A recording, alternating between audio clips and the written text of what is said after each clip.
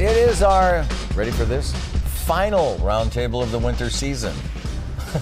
Joining us this morning, Democratic political analyst Marianne Marsh, Republican political analyst Rob Gray.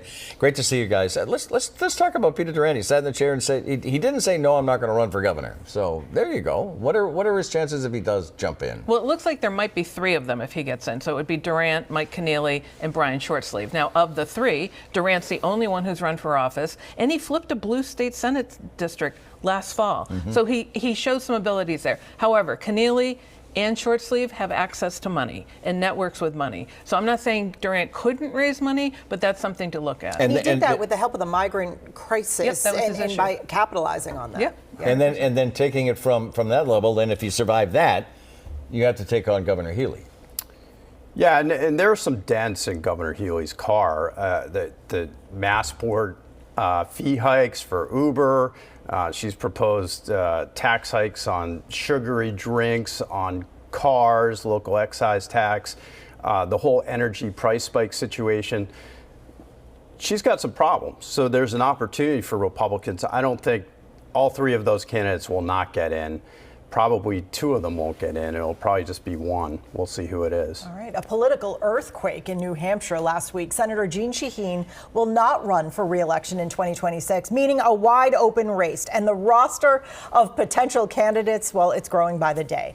For Democrats, Congressman Chris Pappas, Congresswoman Maggie Goodlander, the early favorites. Former Governor Chris Sununu, former Massachusetts Senator Scott Brown, the big names on the Republican side.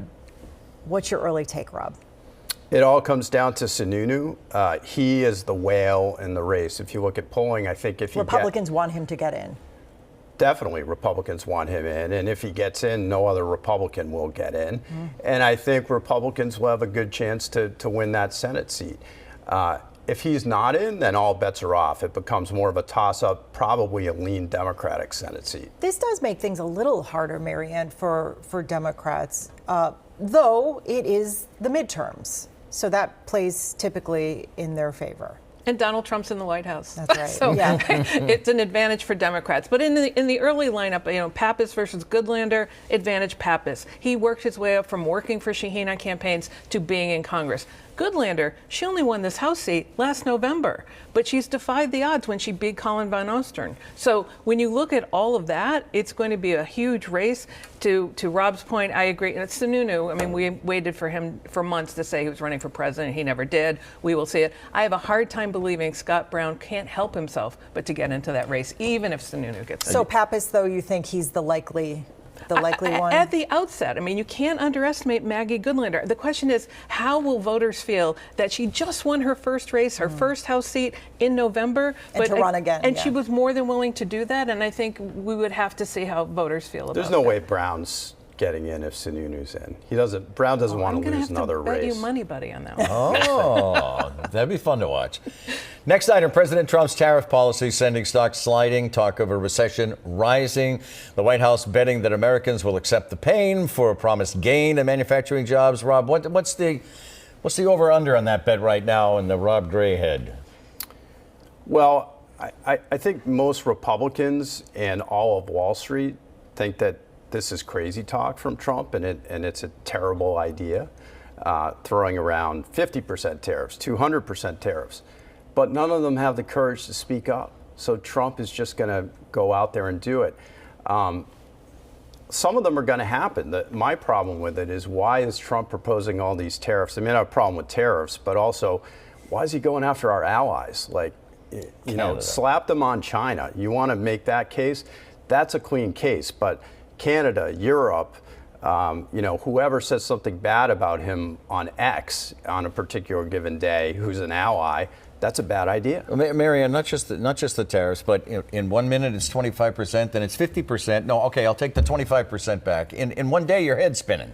Well, and the only difference here is it going to be a recession or a depression, like the 1930s. That's not attractive. Well, and that's where we are. And to Rob's point, he's levying these things not against our enemies, but our allies. And that's exactly what Vladimir Putin wants. He's dismantling our economy, he's dismantling our country, and nobody's doing anything to stop it. A hearing on Capitol Hill ended abruptly last week after a heated exchange involving Congressman Bill Keating. He confronted the committee chair who introduced Delaware Congresswoman Sarah McBride as Mr. McBride. Here's what happened next.